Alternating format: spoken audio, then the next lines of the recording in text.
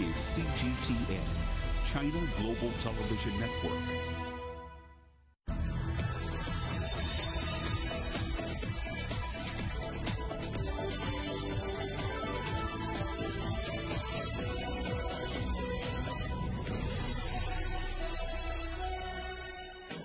Live from London, this is Global Business. Hello, welcome to the programme. I'm Jamie O. And I'm Robin Dwyer. Our top stories.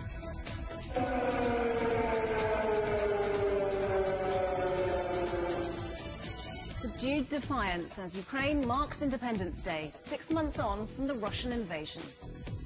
Our other headlines, we assess Europe's preparedness for an energy crunch this winter and ask just how full is the gas tank. Brent crude climbs above $100 a barrel as supply concerns put pressure on the price of oil. We'll be on Wall Street for all the analysis. And shut the shops and turn off the lights. China tries to conserve its power as it deals with a record-breaking heatwave.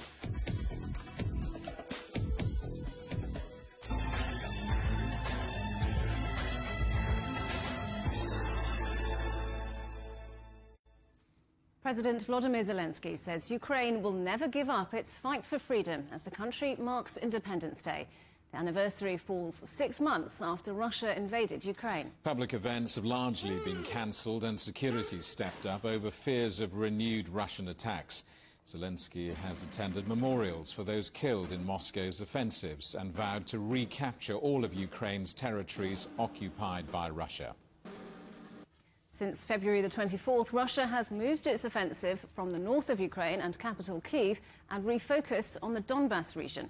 With the city of Mariupol shelled, Ukrainian forces are trying to take back Kherson, the only major city that Russia occupies, in a bid to push Russia back and block access to the Crimean Peninsula. Well, despite a rather subdued Independence Day, President Zelensky says Russia's invasion has revived his country's spirit. Our correspondent Stephanie Freed reports now from Odessa. This is the sound residents of multiple cities throughout Ukraine woke up to on Independence Day morning. In central Kyiv, this was the sight on display. Ukraine's 31st year of independence from former Soviet rule was largely observed in solemn reflection. Independence Day this year also marks 6 months since Russia initiated its military campaign in Ukraine. As fighting continues, the country is on high alert for Independence Day Russian missile strikes. Ukraine's president is defiant. Finally, we became united, a new nation born on February 24 at 4 a.m. Not born, but reborn, a nation that did not cry, scream or panic, one that did not flee, did not give up, and did not forget. Major Russian advances in Ukraine have stalled in recent weeks. Intel analysts predict Ukraine is gearing up for a next phase offensive. According to international NGO figures, tens of thousands of Ukrainian civilians and soldiers have been killed since Russia's February 24th campaign began. In Kyiv, President Zelensky paid tribute to those who have lost their lives defending Ukraine throughout the years. I hope it will end this year so we can be more joyful next spring and not lose these times. I would like us to get more help so this can end sooner and we can start living the happy life we had before the war. Many Ukrainians opted to stay home this holiday. Others ventured out intentionally to display their national pride. Stephanie Freed, CGTN, Odessa, Ukraine. Well, let's talk to Associated Press correspondent Kieran McQuillan, who's in the Ukrainian city of Lviv. So, Kieran, this is an Independence Day like no other. What's the mood like there? Indeed, it is like an Independence Day like no other. We're now in our 30 minutes into our 6th air raid alert of the day. Now, you wouldn't really know it because there are people behind me looking at this display of tanks that is part of the National Day celebrations here. They should really be in bomb shelters. But, you know, you see that people are sometimes ignoring these alerts. There's been so many today, and there is a mood of celebration, albeit subdued, on the streets. So they're really just milling around us here. But you know, we have heard from local telegram channels that there have been some airstrikes during the day, during those previous air raid sirens that we had. We've heard that there's been a strike in the city of Mykolaiv, down in a city called Khmelnytsky, and also near this nuclear power plant in Zaporizhzhia that's been much talked about in the last couple of weeks here, the city of Energodar. Now that's where a couple of other strikes have taken place.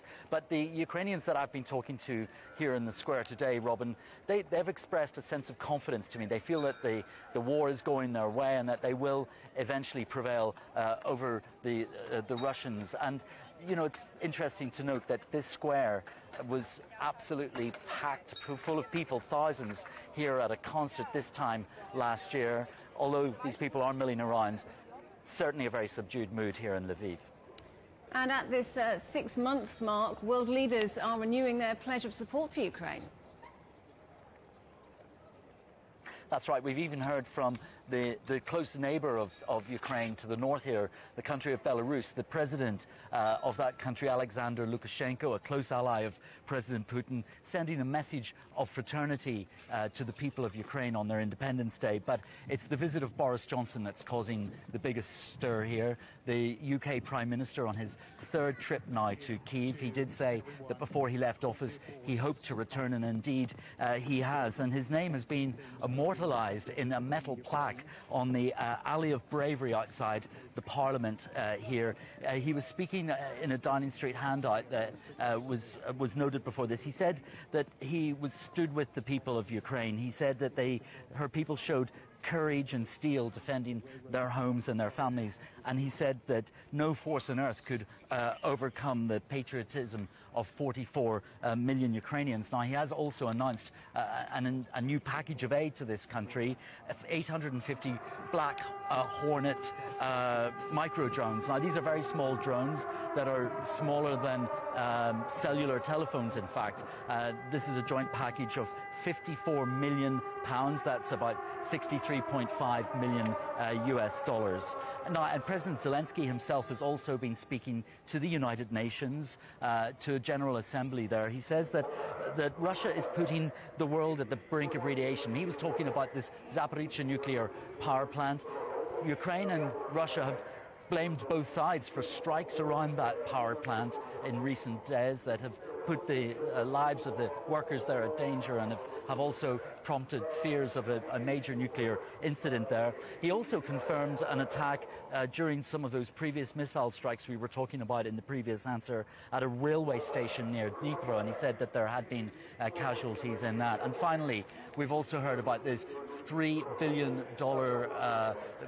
military aid that the United States is now going to pledge today on Independence Day to this country. That includes some air defense systems, surface-to-air missiles and drones. But these, Robin, are not going to reach the front lines maybe for a year from now.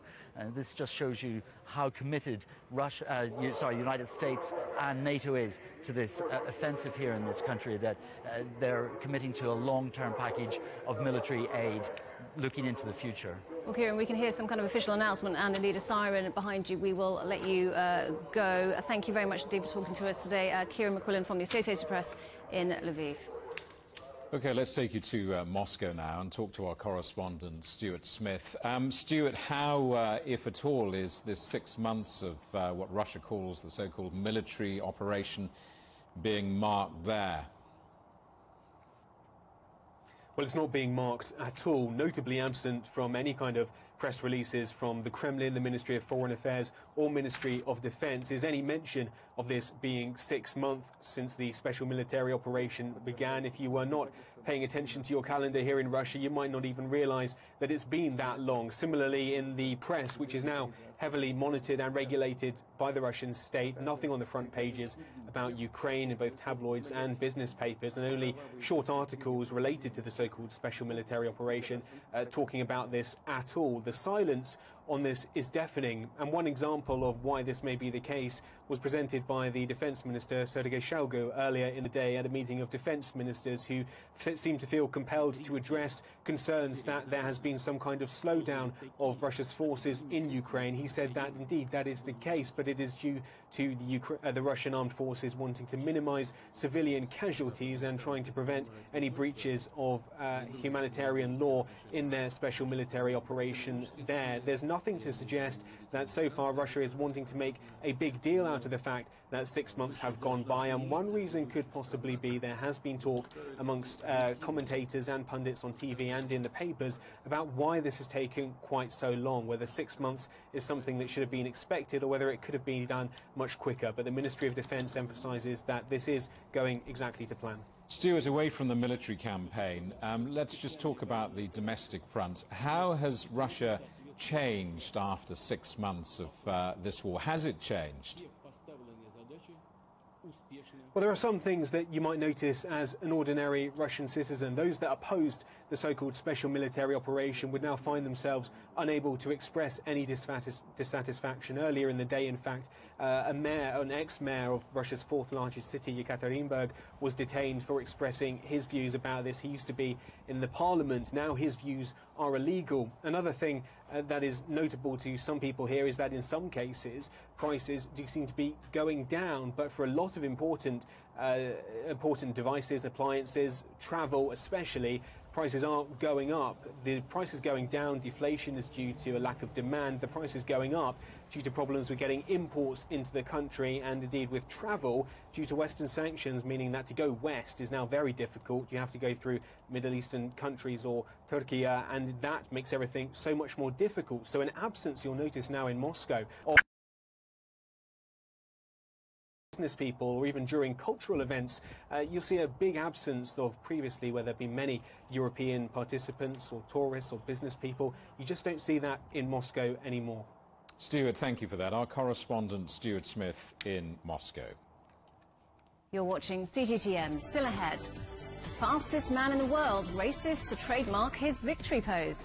Will Usain Bolt get to the finish line? And does he own his image?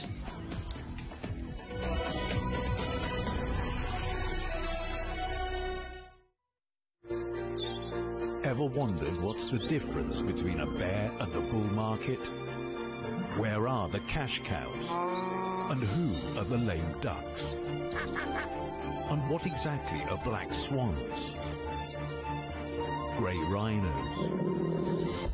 And unicorn companies? Make sense of it all with Global Business, only on CGTN. There's a new agenda for a new world, accelerating change in almost every part of our lives. It's shifting the norms of how we work, travel, and connect. How we think, interact, and develop. It's a new reality, a new agenda with me, Juliet Mann.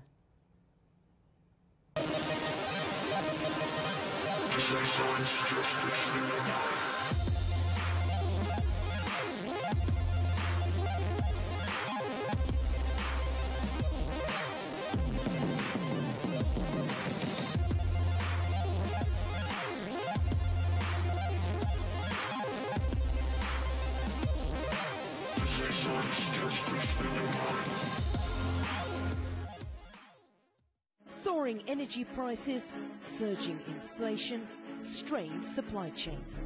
As costs spiral and goods run short, people are feeling the heat. Join us for a special new series, Crunch Time, starting August the 1st, here on CGTN.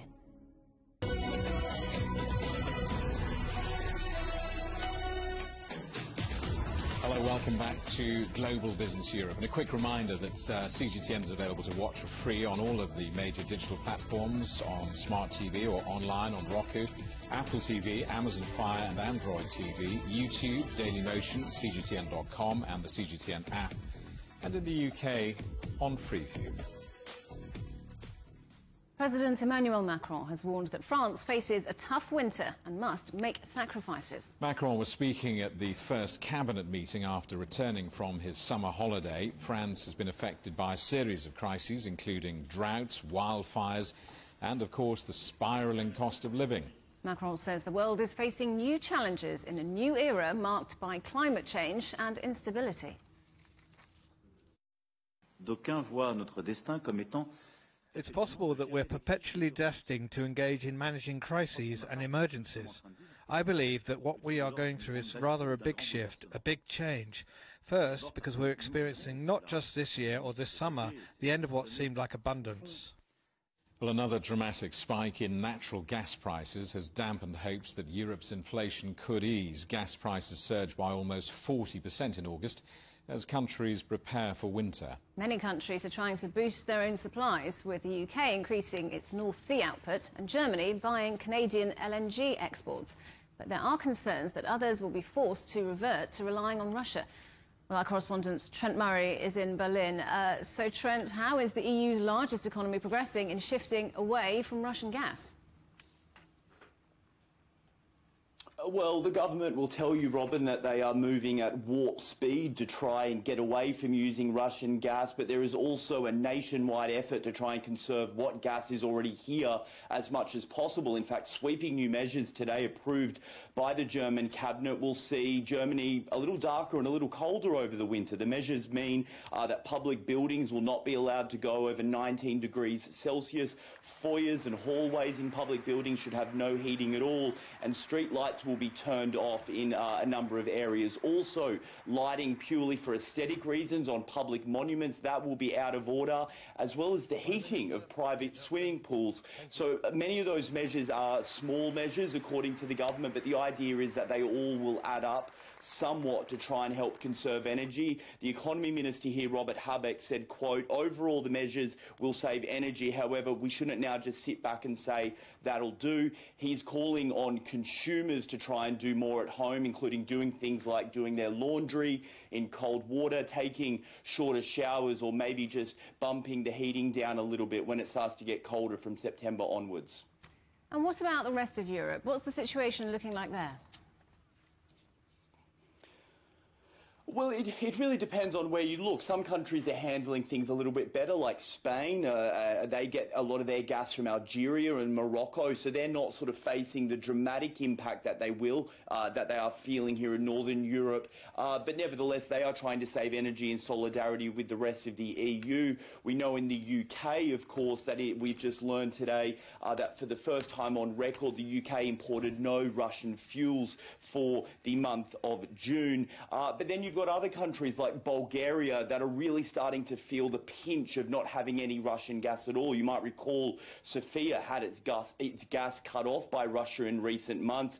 The energy minister there has said that given the demands that the government is feeling from business and trade unions, that in reality talks with Gazprom to get those supplies back are going to need to begin at some point.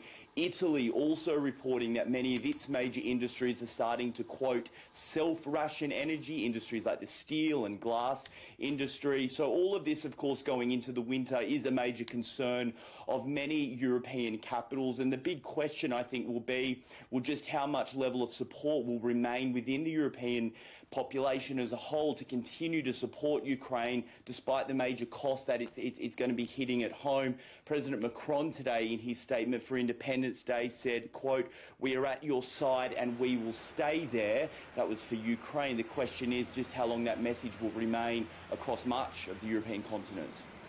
Trent, thanks very much. Our correspondent Trent Murray in Berlin. Well, Brent crude is back above $100 a barrel on growing supply concerns. That's after Saudi Arabia suggested OPEC could cut production and US stockpiles fell by more than 5 million barrels. Let's talk to our correspondent John Terrett, watching events for us in New York. John, crude really is a hot political topic in the United States, isn't it? Oh, my goodness, Jamie and Robin, it so is. Like everything in this country, actually. Everything here is political, but crude oil most certainly is. The thing is, Americans have been weaned, literally from the cradle, on the expectation that they will always have cheap gas, as they call it, or petrol, as the rest of us call it. And there are two reasons for that. First of all, taxation on fuel is a lot less here compared to where it is in the UK, where you are, for example. And also the need to transport everything by road. You can only fly so much, you know, and even if you fly to a major airport hub in the Midwest or somewhere like that, you've still got to truck it to the local cities and towns and villages. So that's the reason. And Jersey, which is right alongside New York, has traditionally had some of the cheapest petrol in history, really, and there's a reason for that. There's a pipeline that comes all the way up from the oil refineries in the Gulf to New Jersey, very close to New York, where I am at the moment at the stock exchange, and that's kept prices there very low.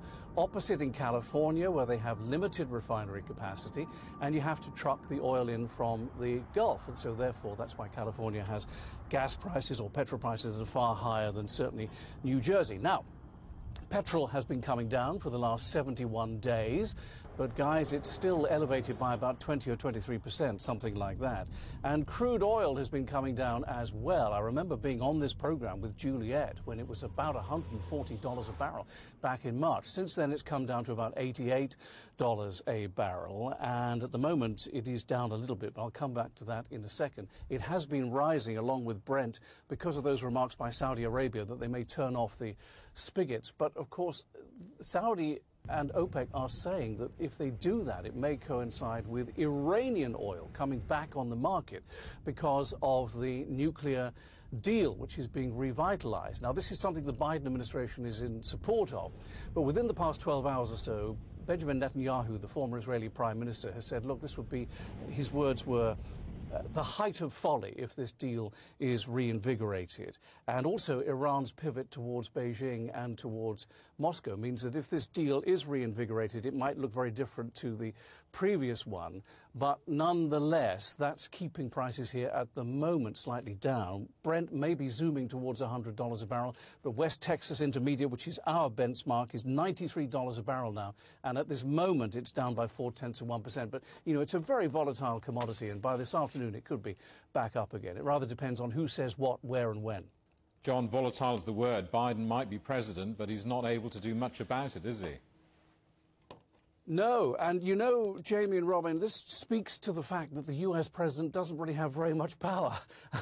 I mean, it's an extraordinary, extraordinary thing. They spend 2 years electing the president here, literally 2 years, and then whoever has the office really can't do very much. I mean, they set the tone. That's pretty much what they do.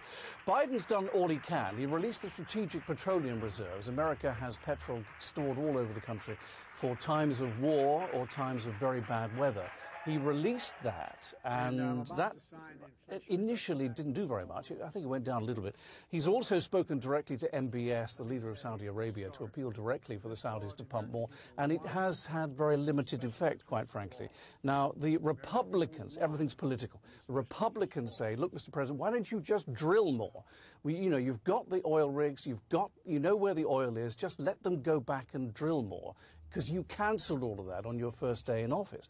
Biden says, well, I would do that, but the trouble is the oil companies are just hoarding their profits and not passing it on to ordinary Americans, so they should do that. And also, they have plenty of permits that we've given them, and they won't use them because it's easier and cheaper for them to drill on new land than the land that they've already got. So, you know, it's a stalemate as always here, and I can tell you inflation will be the key topic in the upcoming midterm elections in November, guys. John, I don't know if you were able to hear our correspondent Kieran McQuillan in Kyiv earlier on in the programme talking about the White House announcing another $3 billion aid package for Ukraine. But I'm just wondering, with, as you mentioned it, with rising inflation and the cost of living in the States, I wonder how Americans are viewing the Ukraine war 6 months in. Yeah, no, I listened to what he had to say with great interest. I think you should understand that the Biden administration and President Biden stands foursquare behind Ukraine, the government in Kiev, President Zelensky, and also NATO. And you're right, they've pumped billions of dollars into the situation in Ukraine in these inflationary times. Of course, like all of these things, it's complicated because I think a lot of the money that they've pumped in was already appropriated by the Congress. And the President's been able to tap reserves of cash that he has on hand for just this sort of thing. And of course, I mean, I hesitate take to point this out, really, but unfortunately, war is very good for the giant US defense industry. You know, there are hundreds of companies here selling stuff all over the world, and that's just a plain fact, which has been true since time began. You know, I think there's genuine concern about China and Taiwan and Beijing's move towards Moscow lately and those war games that are coming up between the two sides. China gets absolutely no good press here at the moment whatsoever. The date has been marked on television here. It is at the top of the agenda for today. But as always, it's used as a political tool. It's either used, here's what's happening in Ukraine now, to support the president or to beat him with a view to trying to win the elections when they come up in November, if you are on the Republican side of things. I would say my final thought on this is that until today, it's largely disappeared from the screens here, pushed right down in the national news to story 3, 4 or 5. And I know that sounds harsh, particularly where you are. You're very close to Ukraine, but we're so far away from it here. And, you know, America is a very insular society, so they worry about things that are germane to them before they worry about what's going on overseas. That's what I would say. John, good to see you. Our correspondent John Terrett in New York. One of the UK's biggest energy providers is looking to freeze energy prices in a bid to support households being pushed into fuel poverty. Scottish Power is seeking government backing for a $118 billion loan scheme to allow energy companies to freeze bills for 2 years. Gas and electricity supplier EDF has welcomed the proposal, but the government says it won't support the people who need it most.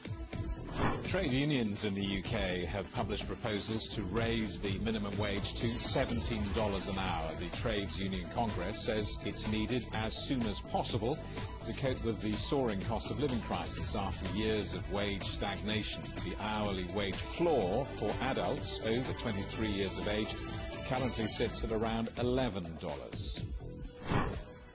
Peru is suing the Spanish oil company Repsol for $4.5 billion over the country's worst environmental disaster in recent memory.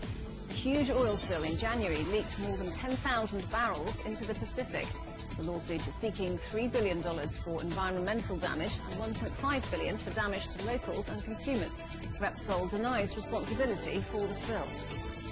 Japan is returning to nuclear energy a decade after the Fukushima power plant disaster, which killed nearly 16,000 people and increased anti-nuclear sentiment in the country.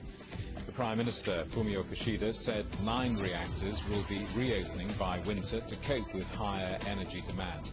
The move signals a major change in policy. Japan has kept most of its nuclear plants idle in the last decade. Now, who owns your image, your look or your brand? Champion sprinter Usain Bolt is trying to trademark his signature victory pose. He's applied to the United States Patent and Trademark Office to register his lightning bolt move. Bolt, an 8 times Olympic champion, is now retired from athletics. Oliver Tidman is an intellectual property lawyer with Tidman Legal. So Usain Bolt has previously, in fact, in the UK, protected his signature gesture of the lightning bolt. And it may just have been an oversight not to have protected it in the US, or perhaps he didn't realise until after the Olympic Games in London 2012 how popular it would be, and therefore he wishes now to commercialise it on products and merchandise in the US, and that's why he's taken the decision to protect his signature gesture in the US. So how can you trademark something intangible like this? Is this something other individuals and other businesses have done? Absolutely. A trademark is a business asset. So although it's intangible property, like physical property, like books or property such as cars, business cars, for example, they do appear on a balance sheet of a business, whether you're a company or an individual. So they do have intrinsic value, particularly if you're looking to commercialize it, as in the case of Usain Bolt with the merchandising, such as jewelry or clothing, or whatever the trademark is protecting, but also they allow you to protect it for sale of your business as well. So it has that intrinsic value, and you can license it, of course, to other businesses or indeed individuals to use in the way that you wish, so that you can get royalties from it, a bit like a publisher with a book. So you mentioned merchandising. How valuable could this potentially be for Usain Bolt? So brands can be very valuable, and particularly if he's looking to protect it in the US, that's obviously a huge marketplace, commercially speaking, and it looks as if certainly he's looking to protect it for restaurants and sports bars, as well as goods such as clothing, jewellery and athletic footwear. So it could be very potentially very valuable mark if it's going to be as popular as it has been during his time as an elite athlete. Obviously, remember that he is the world's fastest man still, and everyone recognises that gesture. So it will be no doubt a popular trademark to have protected in the US.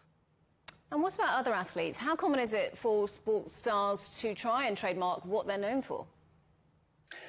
It's exceedingly common, particularly with celebrities and other athletes such as Usain Bolt. For example, Sir Mo Farah has famously protected his Mobot gesture, which was so popular at the London Olympics in 2012. And other sports stars, such as footballers like Gareth Bale, moved to protect their sporting gestures as well for various merchandise. So it isn't uncommon.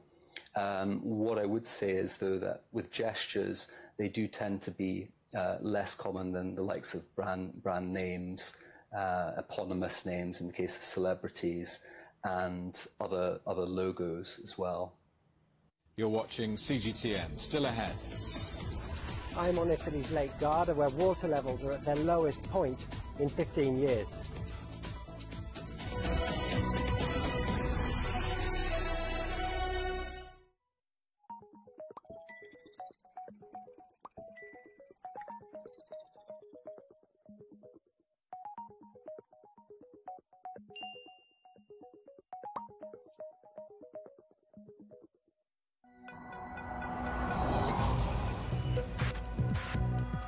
Each day, there are millions of stories. Each one can open new perspectives, new possibilities. Wherever you look, we are there to see, discover, explore. We put the pieces together to find what really matters to you, all around the world, all around the clock. Our reporters are at home across the globe. From our headquarters in Beijing and production centers in Washington, Nairobi, and London, China Global Television Network. Stories from across the globe, reaching people across the globe. CGTN. See the difference.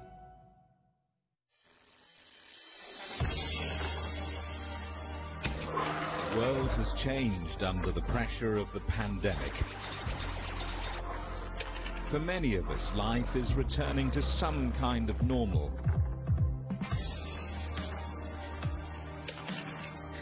As we're adapting to changes in all of our lives, let Global Business Europe be your guide to the new normal.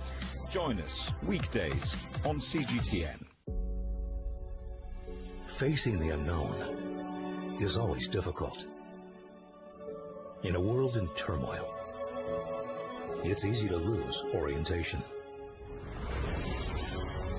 But when the storms come, we have to see the possibilities, reinvent, find new opportunities, discover a path forward.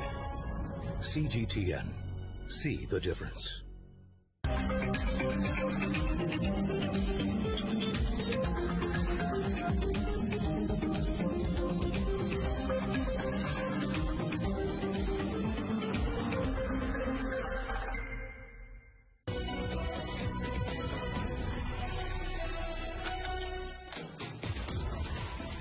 Welcome back to Global Business Europe with Jamie Owen and Robin Dwyer. Our top stories. Warnings that Europe faces an energy shortage this winter as countries across the continent scramble for alternative supplies. Our other headlines, Brent crude climbs back above $100 a barrel as supply concerns put pressure on the price of oil. And subdued defiance as Ukraine marks Independence Day, 6 months on from the Russian invasion. Well, world leaders have reaffirmed their support for Ukraine. But with Europe facing a difficult winter due to a lack of Russian gas and a global food crisis over Ukrainian grain exports, how much longer will international support for Kyiv last? Our correspondent Andrew Wilson is following the story in Oxford. Andrew, Boris Johnson in Kyiv today pledging over $63 million in military aid to Ukraine. Yeah, it's his third visit, Jamie. Boris Johnson keen to put himself front and centre of a story that he's really earned the most respect for in his time as Prime Minister, and of course he's an extremely popular figure in Ukraine. So he's spearheading quite an international vocal demonstration on this anniversary to show that the world is still united and the Western world is still united in supporting Ukraine in its struggle. That $60+ million will go towards some 2,000 drones, what they call loitering munitions, which are drones that hover above the enemy and looking for their positions and sending back reports and so on, also some mine hunting equipment as well. But Boris Johnson being there on the ground is what's significant while world leaders try to pledge their support for Ukraine in difficult times. NATO's coming to the point now where there's still plenty of willingness amongst the generals in Europe to keep feeding this support into Ukraine, but the limitations of the theatre of war, the fact that they can't go onto Russian territory, they don't want to provoke a wider conflict with the Russians, means that the limitations now need perhaps reconsidering. And generals are starting to discuss, fine, the tactics, we've got the tactics, there's a stalemate on the ground, there's a possibility that the advantage will go to the Ukrainians by the spring next year, but what represents a victory? What is the overall strategy for NATO? When can they say that the job is done? And that's something that's focusing minds at the moment, that the tactics seem to be playing out, the willingness to support is still there. What represents a win as far as NATO is concerned? That requires a little more debate. 6 months in, and the West has a moment to take stock of a war that has created chaos across the continent. Thus far, NATO's stated commitment remains firm. This has revivified NATO. I mean, after the debacle in Afghanistan, NATO now has a new purpose, which is really its old purpose, containing Russia. But analysts do point out that while the notion of defending European freedoms through a contained military engagement is agreed, the definition of victory remains elusive. So that gave confidence to Western allies to supply more armaments. And we do see evolution of that strategy. But still, I would argue that there is a kind of a discrepancy where Kyiv would like to have more faster, and the West is doing a very calibrated supply in order to either still leave an off-ramp to Russia or to bog Russians down without making much progress, but not really defeating Russian forces on the ground in a total defeat. But the pressure on governments is increasing. Russia will be looking to see if Western resolve will buckle under the energy crisis, widespread inflation and industrial strikes. The French government is back after the summer break, and President Macron moved on that point immediately. The situation we're living in has a cost, he said. Our freedom, our future entails efforts. The battles we have to fight in culture and civilization, but also in the economy and technology, will only be won through our efforts. Europe is waking up to the staggering costs of energy. But alongside the fear of catastrophic bills, there is talk of transition.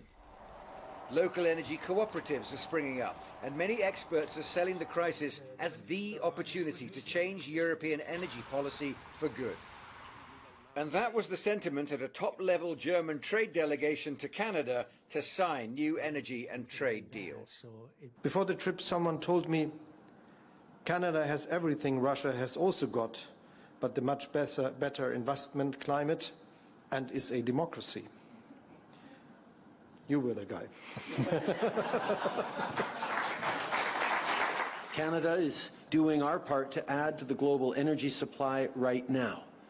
But it has never been clearer why we need to accelerate the green transition. And you should have no doubts that Canada has what it takes to be a supplier of clean energy in a net zero world. As the Ukrainians and Russians dig in, the energy alarms are sounding across Europe. But while NATO support remains, then Europeans will have to take it on the chin and keep exploring their options for the future.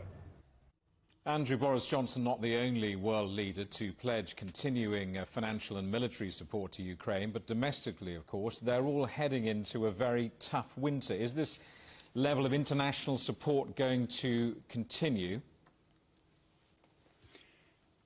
I think it has to, Jamie. You saw Emmanuel Macron there in my report and Olaf Scholz putting out the message. It's going to be tough, but we're going to do something. We're going to look for alternatives. Joe Biden is going to pitch in to help out the Europeans with some gas over the winter. There's a possibility of renegotiating perhaps with the Japanese, who consume an awful lot of liquefied natural gas, that they might spare some of theirs for the European supply. Energy producers are also getting involved to say, look, you can't just buy our way out of this. It is going to be tough. Let's explore other alternatives, like the other story in our bulletins today, freezing prices, which is being suggested by Scottish Energy, to get the Europeans through the next couple of years as alternatives are explored.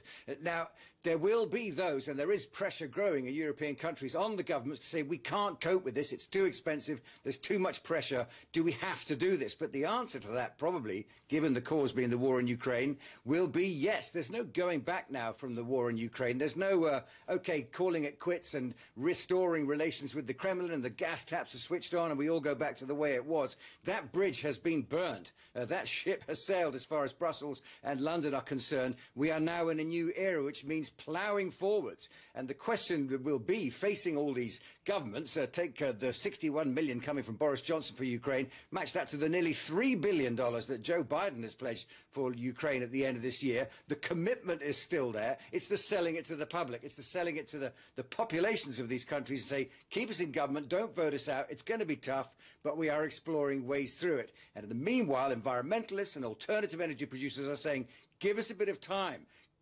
Protect the people through 2023, perhaps even to 2024, and we'll start with more nuclear power on grid, more wind power on grid, more wave power, more solar panels. We'll start to build an alternative energy future. It seems now that Europe has no choice but to pursue this direction, and any voices that argue against it now will be pushing Europe back into a probably more uncertain future. So that's the test for the politicians that we saw from Macron today, and we no doubt will see from Downing Street when it gets a new Prime Minister, that will be the message to sell the public, no matter how distasteful that is, to get them through the winter.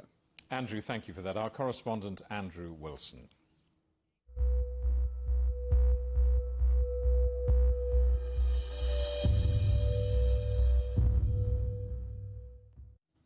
China's Chongqing is experiencing its most severe sustained hot weather since 1961. The hot spell has led to a surge in household electricity demand as customers reach for the air conditioning. Now, the municipal government has ordered certain industries and companies to close down. Our correspondent, Meng Qingsheng, reports. Record-breaking hot weather continues in southwest China's Chongqing. Over the past 2 weeks, it has recorded temperatures of more than 40 degrees Celsius every day. That has resulted in a sharp increase of power consumption, mostly the result of air conditioning. Behind me is a landmark location of Chongqing, where the Yangtze River and Jialing River converge. The water levels here have dropped significantly, exposing some of the submerged bedrocks. Now is usually the flood season, but the inflow of water from the upper stream is very limited. Authorities have ordered some businesses to shut down to ensure residents have enough power. Chongqing has a number of factories that make automobiles and computers. The shutdown is expected to have an impact on supplies in the short term. Many companies have adopted flexible work shifts to avoid peak energy consumption. Some businesses have resumed operations using in-house power generators. In order to protect the environment, China has been advocating the use of electric energy, so the proportion of electric energy is getting higher and higher. Given this extreme situation, companies should develop energy storage capacity and use distributed energy resources and microgrids. The heat wave has also affected this week's Smart China Expo 2022. High temperatures and worries about the COVID-19 pandemic moved the event online. In the latest move, local departments have ordered to shorten the opening hours of the city's malls and switch off outdoor lighting to ensure the safe and orderly supply of power. Shopping malls have adjusted their operating hours to 4 to 9 p.m. The measures may continue based on the temperatures and power supply and demand situation. We have tried our best to reduce power use. For example, we have switched off LED screens. It helps save 100 kilowatts of energy per hour. We have also changed temperatures of central air conditioner from 26 degrees Celsius to 28 degrees Celsius. The impacts are mainly on customers' comfort and shopping experience, which are still controllable. Multiple districts in the central urban area have turned off power to landscape lighting. Subways are rationing power, with the stations and carriages turning off most of their lights. Residents are also encouraged to save electricity at home. Meng Qingsheng, CGTN, Chongqing. Water levels in Italy's largest lake have dropped to the lowest point in 15 years as this summer's drought continues to dry out Europe. Our correspondent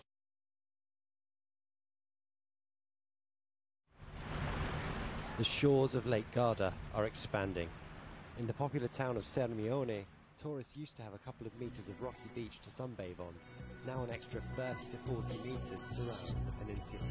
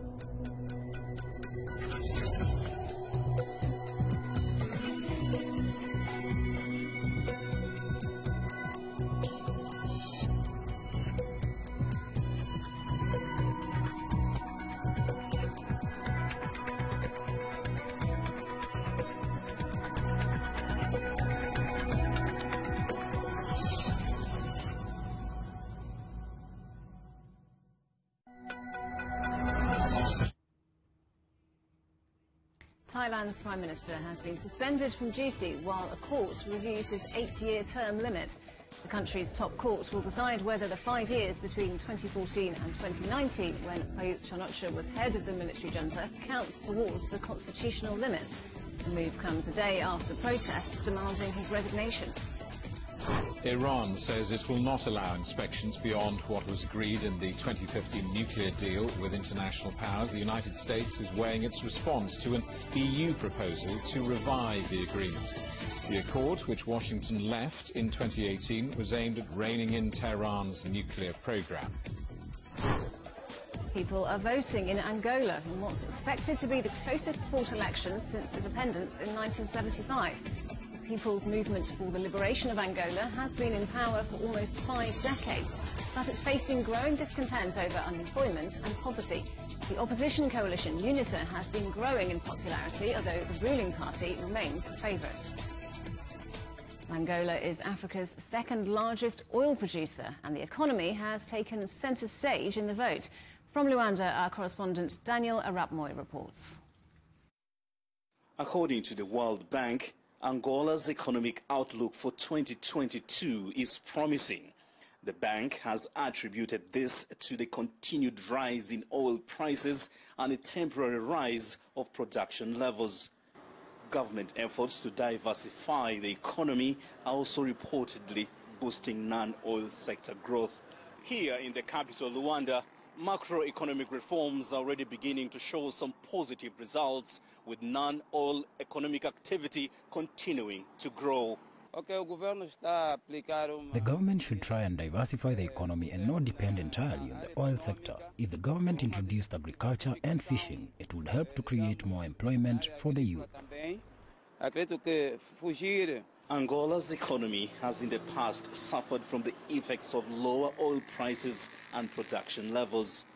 This is despite significant progress on macroeconomic stability and structural reforms. Despite the recession of 2015, the economy has improved because of the structural changes brought by the executive. The President of the Republic, João Lourenço, introduced key reforms to help improve the investment climate of Angola. Economists say the government has now introduced debt profiling with major bilateral creditors to safeguard the economy. Some of the key reforms delivered since 2017 include laws on fiscal responsibility, corruption and privatization. We would like the government to focus on fighting corruption to improve the economy. This, I think, will solve the socio-economic challenges faced by many Angolans. The country has set up a one-stop window for investors to improve the business climate. Daniel Arab Moi, CGTN, Luanda, Angola. You're watching CGTN. Still ahead, a new record for the youngest person to fly solo around the world.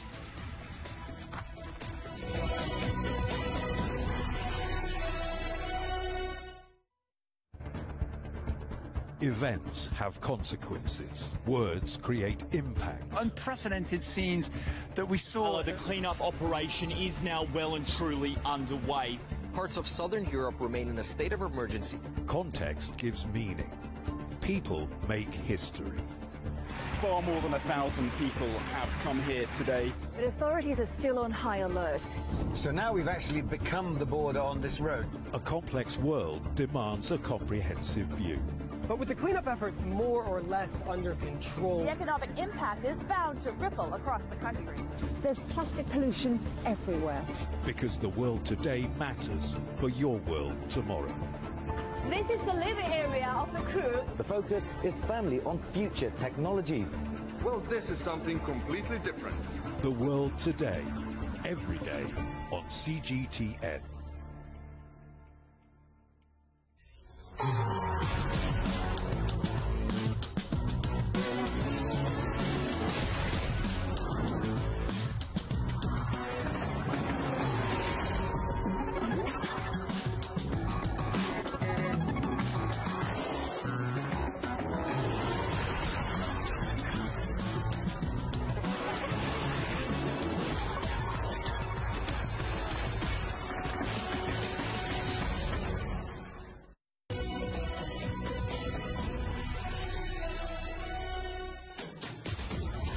Hello, welcome back to Global Business Europe. China has relaxed restrictions on international flights after more than 2 years of suspension. The country's biggest carrier, China Southern Airlines, resumed direct flights from Guangzhou to London last week. But the wider aviation industry is still facing a bumpy route to recovery.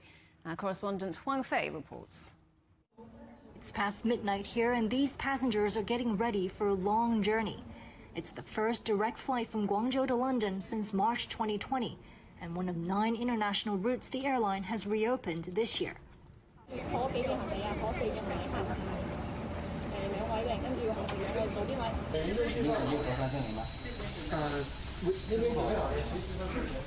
Several other domestic carriers have also been given the green light to resume international flights.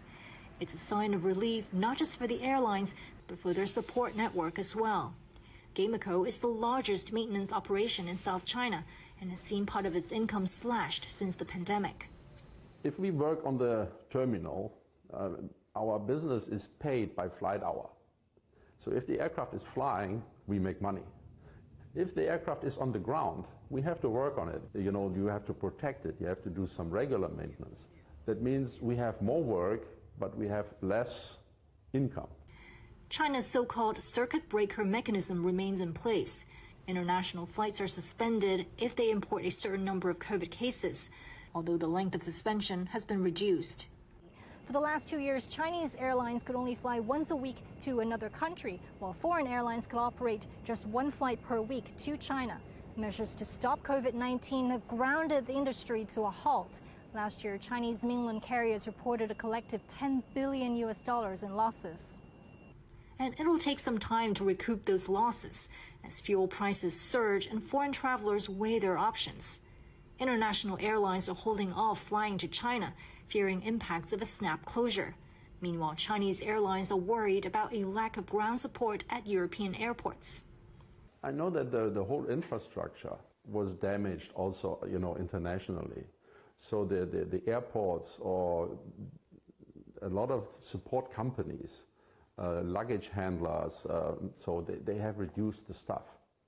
And now it's hard for them to get the stuff back. And London has a special problem for Brexit. And before they had a lot of workers from the EU, but now if they are not EU anymore, these people don't have a permission to work in Britain anymore. So the people that should now do the work, they see also inflation coming, they fight for more pay. So you also have strikes going on. The whole system is right now struggling. Companies like Gameco have offset some losses thanks to a strong demand for air cargo deliveries. They have expanded into the world's largest passenger-to-freighter conversion center for Boeing aircrafts. As this freshly converted, mask-wearing plane so aptly demonstrates, air cargo should help the industry through a turbulent recovery. Huang Fei, CGTN, Guangzhou. And staying with flying, a new record for the youngest person to fly solo around the world. British-Belgian 17-year-old Mac Rutherford began his 5-month journey across 52 countries over 5 continents in March. He landed near the Bulgarian capital Sofia, where he departed.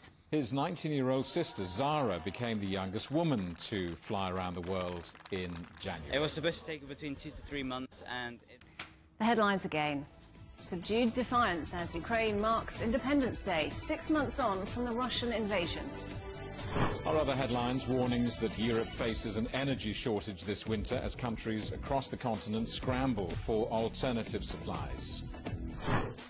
And Brent crude climbs back above $100 a barrel as supply concerns put pressure on the price of oil. And that's just about it for Global Business Europe. Thank you for watching. More on all our stories at europe.cgtn.com, and do follow CGTN Europe on Twitter, Facebook and Instagram. We're on smart TV apps, Roku, Apple TV, Amazon Fire and Android TV, YouTube, Dailymotion, CGTN.com and the CGTN app, and in the UK on Preview. Coming up next on CGTN, it's Africa Live. We'll see you again tomorrow, same time, same place. From all of the team here in London, goodbye. Goodbye.